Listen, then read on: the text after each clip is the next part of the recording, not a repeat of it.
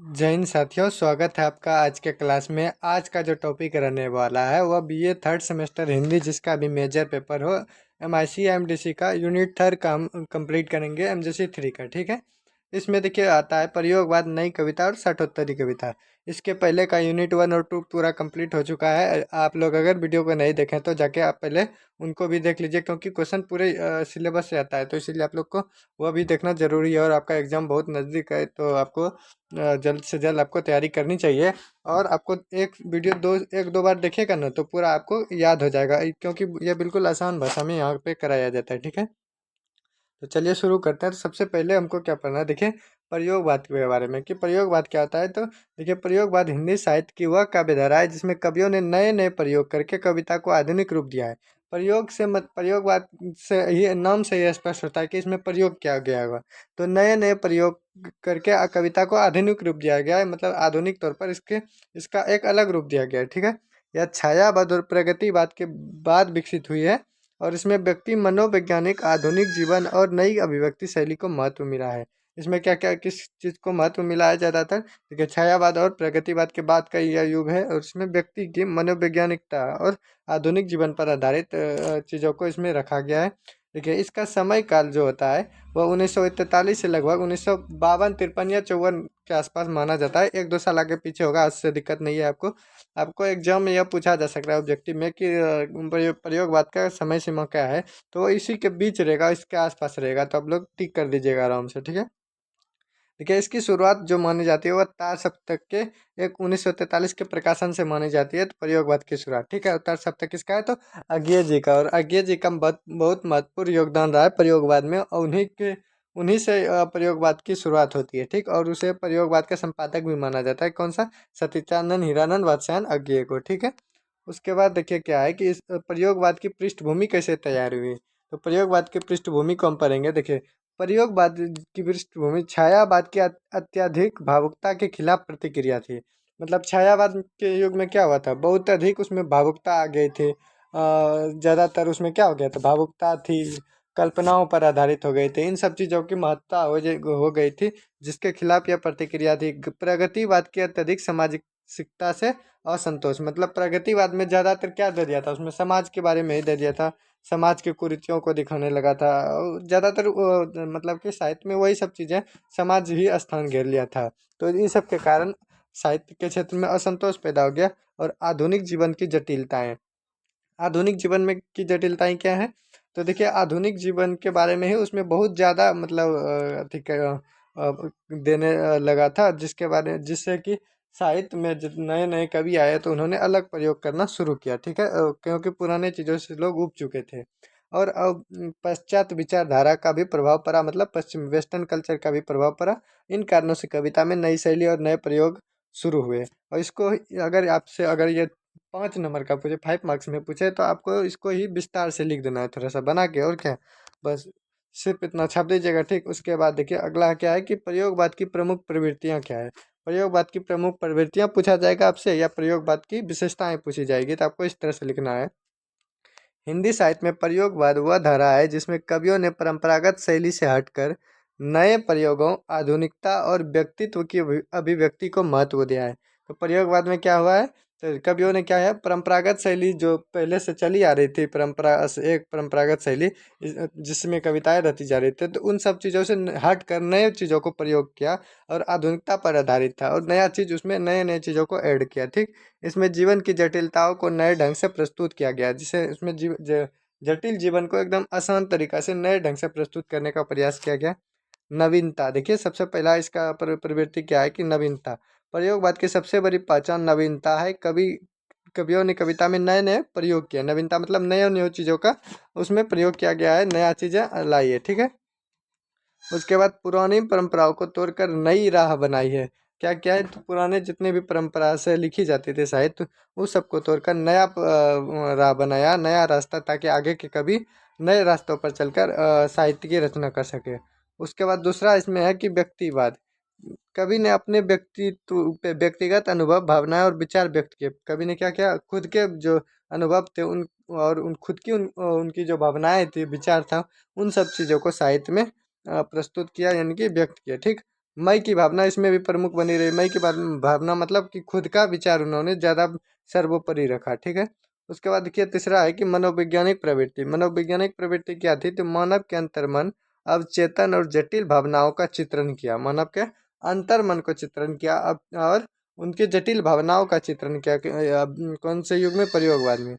मानसिक संघर्ष, अकेलापन और चिंता आदि, मतलब कि इन सब चीज़ों के बारे में कविताएं लिखी। इन सब चीज़ों को ध्यान में रखकर कविताएं रची गई या फिर कहानी रची गई, ठीक है।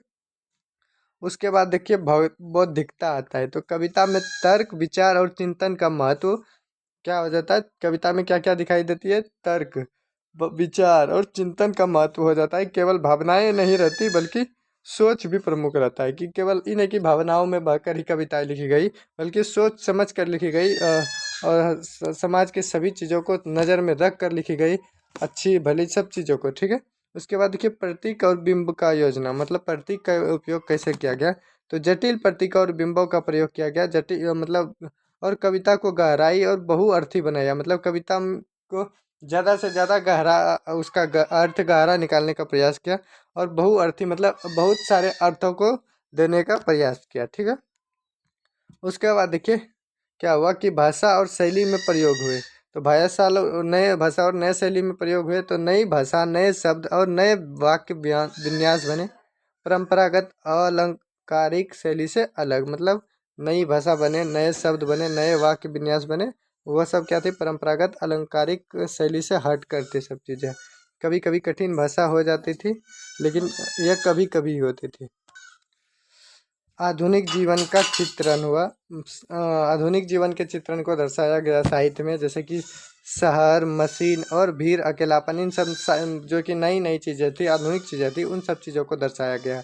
उसके बाद देखिए क्या दर्शाया गया।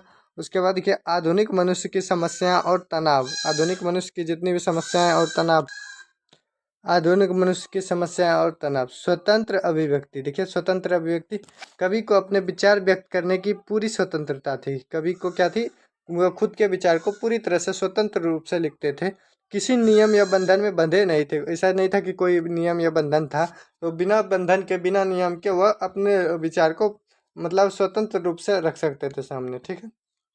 और सबसे लास्ट में आपको तो निष्कर्ष लिखना ही है। आपको हर एक क्वेश्चन के लास्ट में निष्कर्ष जरूर लिखना है, क्योंकि निष्कर्ष आपके आंसर के लेवल को स्टैंडर्ड बना देता है, ठीक है। इसीलिए आप लोग को निष्कर्ष जरूर लिखना है। तो देखिए प्रयोगवाद की प्रमुख प्रवृत्तियां नवीनता, व्यक्तिवाद और मनोवैज्ञानिकता, बौद्धिकता और प्रतीकात्मक और आधुनिक जीवन के चित्रण पर आधारित थी। इसे हिंदी कविता को नई दिशा और आधुनिक स्वरूप दिया। इन्होंने क्या किया, हिंदी कविता को नया दिशा दिया और आधुनिक स्वरूप दिया, नया तरीका दिया, ठीक है। इतना सारी चीज़ों को लिख देना है। उसके बाद देखिए प्रमुख साहित्यकार कौन कौन हुए इस युग के। तो प्रयोगवाद के कौन सबसे प्रमुख जो कवि है वह अज्ञेय है, सच्चिदानंद हीरानंद वात्स्यायन अज्ञेय। इसका पूरा नाम सच्चिदानंद हीरानंद वात्स्यायन अज्ञेय है। देखिए आपको क्वेश्चन ऑब्जेक्टिव में पूछा जा सकता है कि जैसे बता ऐसे दे देगा कि अज्ञेय निम्न में से किस युग के प्रमुख कवि माने जाते हैं। तो उसमें आपको एक ऑप्शन में दिया रहेगा प्रयोगवाद, तो आपको प्रयोगवाद को टिक करके आना है। या फिर अज्ञेय के अलावा भी इसमें दे देगा गजानन माधव, मुक्तिबोध हो गया, शमशेर बहादुर सिंह, रघुवीर शाह, ये सारे के सारे किसके हैं, तो प्रयोगवाद के कवि है। तो इनमें से किसी का भी नाम दे दे और आपसे पूछा जाए कि किस कवि के है, तो आप लोग को आंसर क्या करना है, प्रयोगवाद के, ठीक है। इस काल की प्रमुख कृतियां कौन कौन सी थे, प्रमुख रचनाएं देखिए तार सप्तक सबसे महत्वपूर्ण है, क्योंकि इसी से शुरुआत होती है प्रयोगवाद की। तो यह इसके लेखक कौन थे, अज्ञेय, सच्चिदानंद हीरानंद वात्स्यायन अज्ञेय पूरा नाम है, ठीक। दूसरा है दूसरा सप्तक हो गया, तीसरा सप्तक है यह सभ्य की इसका है, अज्ञेय जी का, ठीक। उसके बाद देखिए क्या है, उसके बाद देखिए प्रयोगवाद का महत्व क्या है।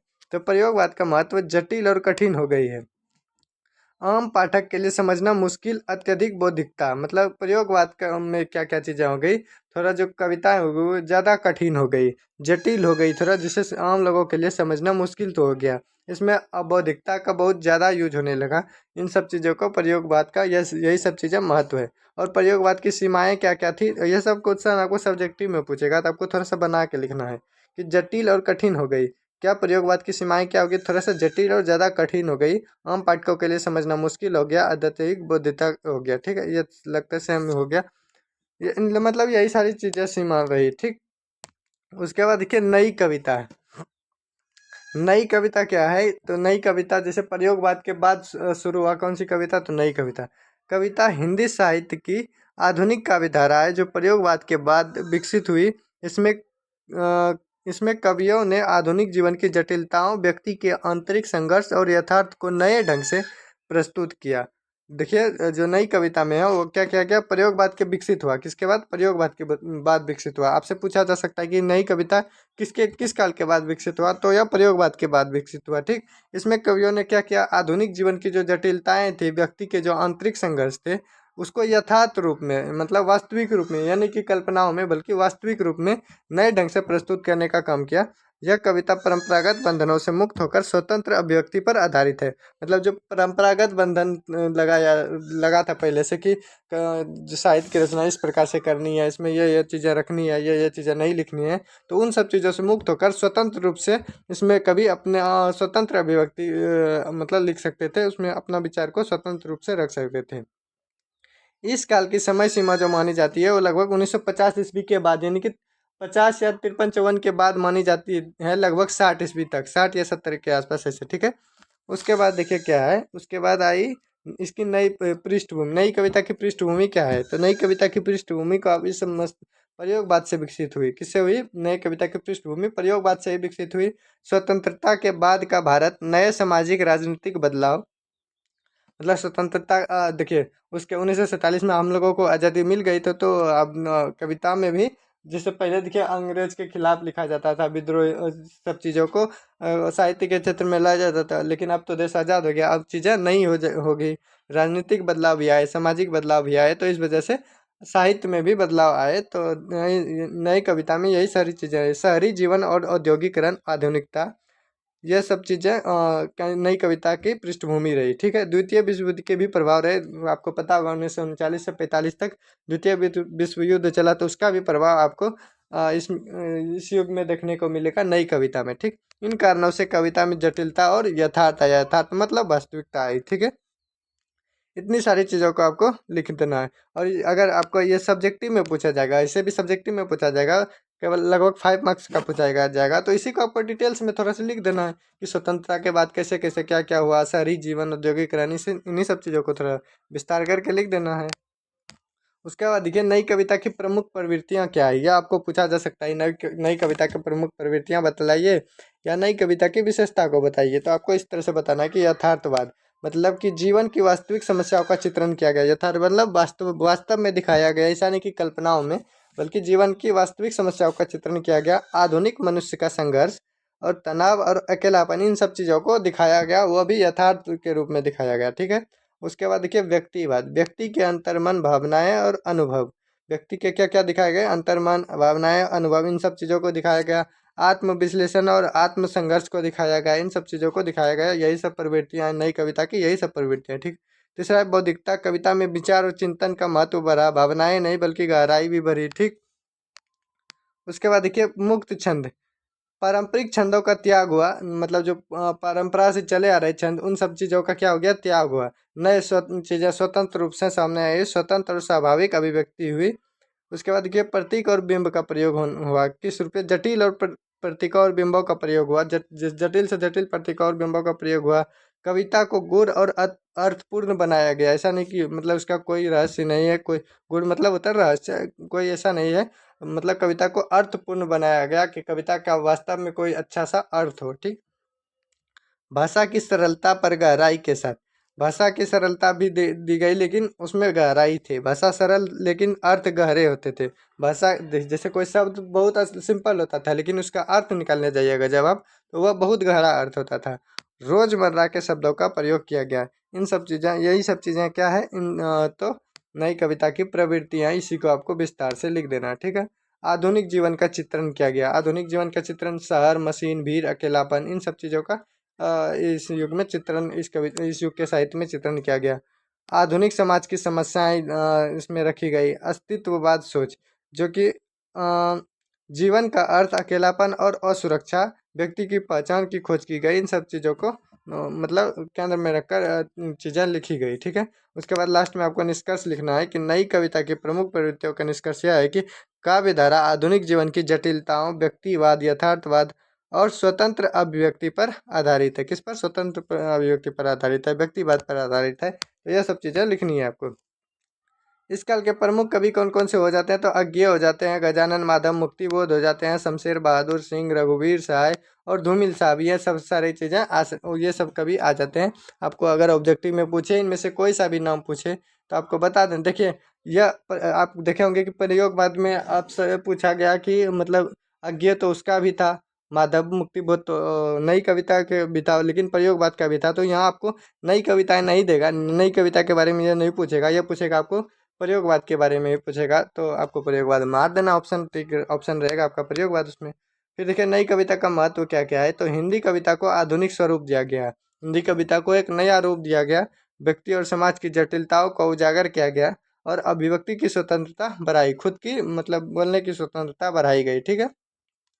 नई कविता की सीमाएं क्या क्या है, तो कभी कभी अत्यधिक जटिल और कठिन हो जाती है, आम पाठक के लिए समझना मुश्किल है, भावनात्मक कम बौद्धिकता अधिक हो जाती है।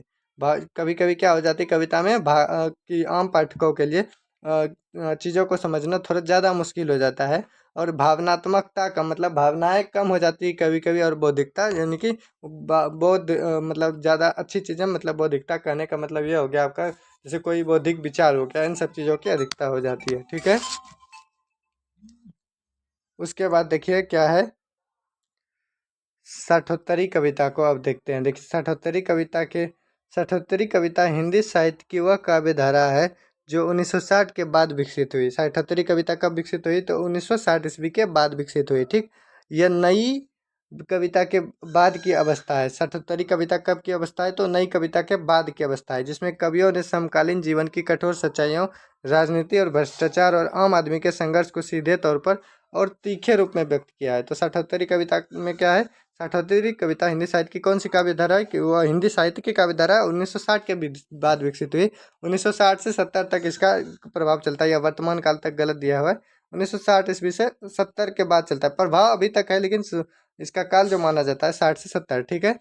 तो यह नई कविता के बाद विकसित जिसमें कवियों ने समकालीन जीवन के कठोर सच्चाइयों को दिखाया है, राजनीतिक भ्रष्टाचार को दिखाया और आम आदमी के संघर्ष को सीधे तौर पर और तीखे रूप में व्यक्त किया है। ठीक है। साठोत्तरी कविता की पृष्ठभूमि कैसे तैयार हुई, तो देखिए स्वतंत्रता के बाद निराशा और असंतोष फैल गया। होता है ना कभी कभी राजनीतिक तौर पर ऐसा हो जाता है। राजनीति में भ्रष्टाचार और अस्थिरता आ गई, बेरोजगारी, गरीबी और सामाजिक असमानता आ गई। इन सब चीज़ों को आधुनिक जीवन की जटिलता, इन सब चीज़ों के कारण ही साठोत्तरी कविता की पृष्ठभूमि तैयार हुई। इन परिस्थितियों ने कविता को सीधा, तीखा और यथार्थवादी बना दिया गया, और इसमें ज़्यादातर तीखे प्रहार कर दिए गए। ठीक है। साठोत्तरी कविता की प्रवृत्तियाँ क्या क्या है या फिर विशेषताएं, तो देखिए तीखा यथार्थवाद मतलब वास्तविक सच्चाई को तीखे रूप से कड़वी रूप में बताया, कि समाज की कड़वी सच्चाइयों का चित्रण किया है, दिखावे के बजाय सच्चाई पर जोर दिया। ऐसा नहीं कि दिखावा किया, सिर्फ दिखावे के बजाय क्या किया, सच्चाई पर जोर दिया। विद्रोह और आक्रोश की भावना भी हुई, व्यवस्था के खिलाफ गुस्सा और विरोध आया, अन्याय के प्रति असहमति हुई, अन्याय जितने भी अन्याय काम हो रहे थे उन सब के प्रति भी असहमति हुई। आम आदमी की आवाज़, साधारण व्यक्ति का जीवन संघर्ष और पीड़ा जीवन केंद्र में है। केंद्र में मतलब कि इसमें जो आम जनता की आवाज़ को आवाज़ बनकर साहित्य उभरा। इसमें जितने भी मतलब आम जनता की जो संघर्ष थे, उनकी जो पीड़ा थी, वह कवियों ने अपने काव्य के माध्यम से, अपनी कविता के माध्यम से दर्शाया। ठीक है। राजनीतिक चेतना, राजनीतिक भ्रष्टाचार, सत्ता की आलोचना हुई। इन सब इनमें इस युग में जितनी कविताएं लिखी गई उसमें राजनीति के खिलाफ, भ्रष्टाचार के खिलाफ और सत्ता की आलोचना की गई। व्यवस्था पर प्रहार किया गया, खराब व्यवस्था को मतलब गलत ठहराया गया। सरल और सीधी भाषा का उपयोग किया गया, मतलब ऐसा नहीं कि एकदम घुमा तुमा के, ऐसा नहीं, डायरेक्ट जो था सच था, रियल था, वो वह सीधा और कड़वे रूप में, सरल रूप में बता दिया। कठिन अलंकारों से दूर, सीधी, स्पष्ट और प्रभावशाली भाषा, ताकि आम लोगों को ज़्यादा से ज़्यादा समझ में आए। व्यंग और कटाक्ष किया गया, समाज और राजनीति पर व्यंग किया गया, समाज पर और राजनीति पर क्या किया गया, व्यंग किया गया, मतलब और मजाक, मतलब जैसा जो गलत चीज़ें थी उस सब पर व्यंग किया गया और कटाक्ष की गई, और तीखी अभिव्यक्ति की गई। तीखा मतलब जो सच था उसको कड़वा सच के रूप में बोला। उसके बाद क्या बोला, मोहभंग। स्वतंत्रता के बाद की उम्मीदों का टूटना, मतलब स्वतंत्र, जैसे देश आज़ाद हो गया तो अब स्वतंत्र हो गया देश, तो ऐसा था कि स्वतंत्र होने के बाद सब कुछ ठीक हो जाना चाहिए थी, लेकिन कुछ कुछ चीज़ें उम्मीद टूटने लगी थी कि जो ऐसा होना चाहिए ऐसा नहीं हुआ। तो इन सब चीज़ों से भी मोह भंग हुआ, तो यह सब भी निराशा का कारण बना। निराशा और असंतोष फैली, जिनसे यही सब चीज़ें क्या हुई, तो 78वीं कविता को मतलब विशेषताएं रही, इसकी प्रवृत्तियां रही, इन सब चीज़ों को केंद्र में रखकर लिखा गया। ठीक है, निष्कर्ष आपको लास्ट में जरूर लिखना है। 78वीं कविता की सभी प्रवृत्तियों का सार यह है कि इसमें समकालीन जीवन की कड़वी सच्चाई, मतलब समकालीन जीवन जो समान समय में जो जीवन थे उसकी कड़वी सच्चाई, सामाजिक राजनीतिक विसंगति और आम आदमी के संघर्ष को प्रमुखता दी गई। इन सब चीज़ों को प्रमुखता दी गई। ठीक है, इस काव्य काल के प्रमुख कवि कौन कौन से हुए, तो धूमिल हुए, रघुवीर सहाय हुए, कुंवर नारायण हुए और केदारनाथ सिंह हुए। इन सब के बारे में आगे हमको डिटेल में पढ़ना है MJC 4 में। ठीक, देखिए इसका महत्व क्या था, तो 78वीं कविता ने साहित्य को समकालीन यथार्थ से जोड़ा, समान समय जो काल थे उसको यथार्थ से जोड़ा, वास्तविकता से जोड़ा, समाज की सच्चाई को उजागर किया, आम आदमी की आवाज़ को मंच दिया। देखिए आम आदमी का सुनने वाला कोई नहीं होता, तो आम आदमी के आवाज बनकर एक तरह से उभरा। सीमाएं इस काल की क्या क्या थी, तो अत्यधिक कटुता और आक्रोश थी, कभी कभी नकारात्मक अधिक हो जाती थी, और सौंदर्य पक्ष कम इसमें रहा, क्योंकि ज़्यादातर इसमें नकारात्मक क्योंकि कटाक्ष करने वाली चीज़ें थी, तो इसमें सौंदर्य पक्ष तो दिखेगा ही नहीं। तो इतना था, आज का यूनिट 3 पूरा कंप्लीट हो गया आपका। अब अगले वीडियो में यूनिट 4 लाएंगे। आप लोग इसके लिए चैनल को सब्सक्राइब करके रख लीजिए और वीडियो को पूरा देखिए, ताकि एग्जाम में आप आसान से भाषा में लिख सकें। देखिए हम कठोर भाषा का इस्तेमाल करते नहीं है, ताकि आपको समझ में नहीं आए या फिर याद नहीं रहे।